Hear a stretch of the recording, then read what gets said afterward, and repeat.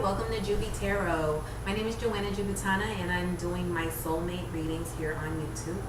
My soulmate readings are meant to guide you in love, understand the heart better, the heart's desires, let you know where your feelings are, what your outcomes are going to be, the connections, how to connect, where you need to connect, relationships, anything in the heart's desire, connected to the heart's desire. This is what my reading is pertaining to. It is for each zodiac sign. Today's zodiac sign is Leo. So if you're Leo in Sun, Rising, or Venus, then this reading is for you. A little bit about me before I get started. My name is Joanna Jubitana and my sun sign is Sagittarian. My rising is Libra and my Venus is Scorpio. Let's go ahead and get started here with you, Leo. All right, Leo, my lion energy. Masculine, so strong. First feeling is the Magician. In the feelings position, the Magician is pretty much letting me know that you know that the power is yours and that you have the ability to create the love life that you desire. You're very sure of it. You're very sure of yourself. You know that you have all elements at your hands and that you have the power to create your desired love, whether you're single, in a relationship, in a marriage. You know that the power is truly yours, and because you know that, it's very powerful, and that will actually manifest and give you the love that you desire. But you have to know how to handle that energy, because once you create something that you want, you have to keep up with it in a positive way in order for it to continue, because you do have universal laws like karmic energy and things that will help balance the scale. In another feelings position, I pulled the Fool. The Fool is the number 0. This is like the beginning. Not like number 1, but like pregnancy, the beginning. Not saying that anybody's pregnant, it just means that beginning. This is a very, very inexperienced feeling, very naive. Because it's next to the Magician, this may mean that you're not completely sure how to control those feelings that you have of knowing that you have the power to create your destiny in love. It's a very naive way of thinking.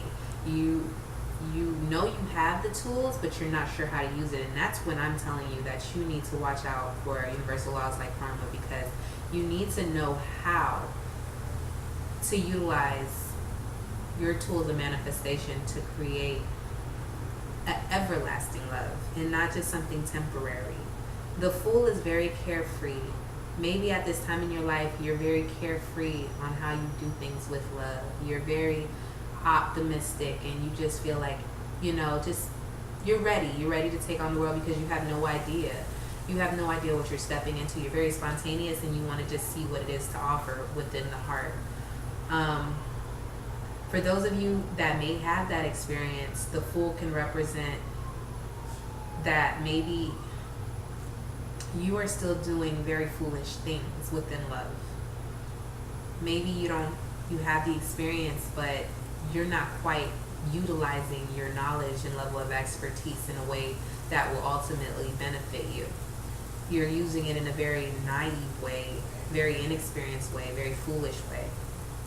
However, the Fool is also a good thing when it comes to feelings, because there's an innocence there and there is a very carefree way of thinking. So you kind of are just doing whatever feels right to you without worrying about anything, because you don't know what is to come. That could lead you onto a very, very rich path, very rich in love. However, you do want to take caution, because this man is at the edge of the cliff and he's just swinging his hand back without any care. And because he's at the edge of the cliff and it looks like the waters in the back are very wavy, you don't know where you're stepping into. You don't know what type of emotions you're stepping into, and you don't know what you're about to get yourself into. So there is caution there. Presently at this time, because you know you have the power, because you are very carefree and you don't have any clue what's to come with this power, you are the 10 of Cups. Feeling wise, you're feeling on top of the world. You're happy. You're great. You have love around you. You're surrounded by love. You've created that destiny you wanted. Whether you're single or whether you're in a relationship, you have created your present moment the way that you want it. However, like I said, there is naive behavior there. Because you've created it, doesn't mean that all Leos know how to upkeep it, maintain it. So you're going to be given experiences that teach you what it takes to relate and to connect with others in an intimate way. But right now you're happy. You're happy with what you've committed to, what you've invested into in regards to the heart and then love. In your first outcome position, I pulled the Six of Cups. As an outcome, that means that it's to come. So where you're headed is in a place of looking back and remembering what felt good. Remembering the feelings. And it may be the feelings here, what you presently feel. It may be because you've invested into what you want. You've created these good feelings. But later, and not too much later, you're going to be reminiscing on those feelings because you want them back. And you're going to constantly go back to those feelings and think about those feelings. So because you're thinking about those feelings, that must mean that at that time, you aren't going to be feeling that way anymore. You're going to try to think about those feelings and bring them back, but at that time, that outcome, you won't be feeling the way you once felt no longer.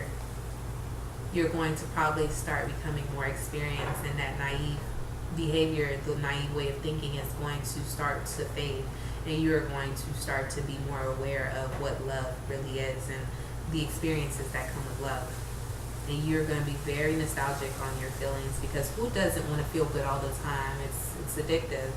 You know, we don't want to deal with the downs of life, but those downs are very important because they teach us how to be humble and how to appreciate those ups, and they give us the skills that we need in order to be fair to others and to connect with others in a fair and purposeful way, and a more careful way, and instead of a carefree way. In another outcome position, I pulled the King of Swords. And King of Swords is pretty much very blank face. That must mean that all of this beginning feelings or present feelings are going to start shifting. Your clarity, your mental, it's going to start changing, and the way you think about love is going to change. What you once thought of love, or you probably didn't even think anything of it, you just were kind of living in it, and now you're going to start maneuvering through it in a more business-like way, in a more business approach. You're going to use it as a survival tactic. You're going to use it in a way to gain stability, to gain abundance. You're going to use it in a way that will benefit you. And it's an imbalance there, though, because now you're overthinking love instead of feeling love. And remember that there needs to be a balance between emotions and logic, and even your spirit when it comes to love. All three of those things need to guide you. That triangle, spirit, body, mind. Spirit, heart, mind needs to guide you in love. And here you have a lot of mind guiding you, because you're looking at this love as some type of investment, business, survival, you know, making it work, looking good, public eye, you know, what is seen.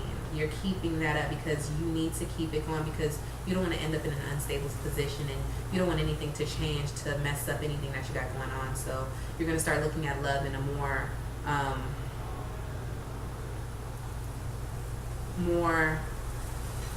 logical way, I should say. Alright, so moving on. In your final outcome position, I have the Wheel of Fortune. I pulled the Wheel of Fortune because I was curious as to see Which direction is this wheel going? Because although you feel happy here, I don't know if you were truly happy or your exterior was happy. So I got confused because your other outcome cards speak of reminiscing and changing your ideas of love into more of a business approach. So I was curious to see which way this wheel was going for you. And the first card that I pulled was the Eight of Cups, and this is feelings now. And it's pretty much opposite of the feelings that you felt before. So outcome wise, you're going to be feeling like walking away from a situation. It may not be permanent, it's temporary, but you're going to walk away from something because it's making you feel very sad, and your intuition is pulling at you because you don't know how to handle it. This is your first step into feeling this way, and you're confused on how to use these feelings. So you want to walk away from it. You're walking away, you're turning your back on it. You no longer want to deal with these emotions. And that's probably why you're resorting back to the King of Swords, because dealing with these emotions are hard for you. So you rather just keep it mental, keep it business-like, instead of feel with your emotions, which is energy and motion. And you just want to kind of cut that energy there because it's making me feel sad. However, for other clarifying cards for the Wheel of Fortune, I pulled the Three of Wands, which does mean for me that you are going to come to a point of surrendering and accepting that shift, that change. And it's going to be beautiful because the skies are clear and the ships are going or coming or whatever, and whatever is happening, whatever outcome is happening in your life at that time, you're going to be accepting of it, and you are going to gain spiritual growth from it and creativity, and you're going to learn a lesson, and you're going to become a more skillful person when it comes to love. And once you become that and you become more spiritually connected and you become more sure and more calm and you surrender and you understand that very foolish behavior, and now you understand why you became business-like and you understand why you're walking away from it, you're going to surrender and things are going to become a lot more easier for you, because now you're going to learn how to maneuver through love the correct way, and it's going to make you feel on top of the world. So that shift, that Wheel of Fortune is it's a shift, it's a complete shift of what you once felt, but it's going to lead you into a positive direction where you're going to feel eventually, you're going to feel good eventually. Once you walk away from certain ideas, once you walk away from certain ways of thinking, once you walk away from, whatever was once, you are going to finally accept things, and things are going to move into a very great direction. You're going to have the world with you, and you are once again going to be able to create that love life like you were in the beginning that you want, but now you are so much more equipped to do it. So that's awesome. And these are major arcana cards, so this transformation that's happening is over a period of time. This isn't in just 1 month.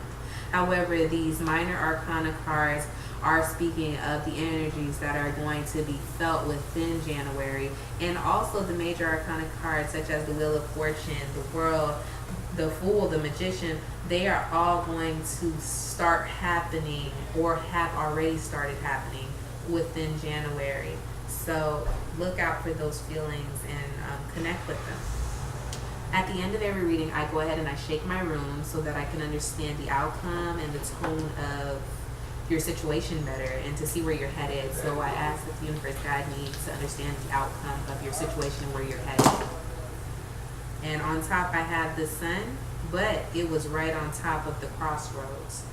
So this is a very dual energy here. You have the sun, you have positivity, but then again, you have hardship. So it may be hard. The change may be hard. This Wheel of Fortune is transformation. It may be tough. It may be a tough journey for you. But ultimately, positivity and sunlight and happiness are within the situation, within you, within your environment. You are going to have to deal with these personal conflicting issues. This is probably why the moon came out, because they're personal issues. They're more internal and internalized issues that make you feel that it's hard. You're going to have to deal with that, and then the sun is going to come out for you, and things are going to get a lot better. when it comes to the heart and in love. All right, it was a pleasure. If you enjoyed this reading, please press like, subscribe, follow me on Instagram at outrageouslyjj33. Once again, it's outrageouslyjj33. Read the description below. I would love to continue being on this journey with you. Check out my next monthly reading in February, in the months to come. It was a pleasure. Positivity Enlightened. See you soon.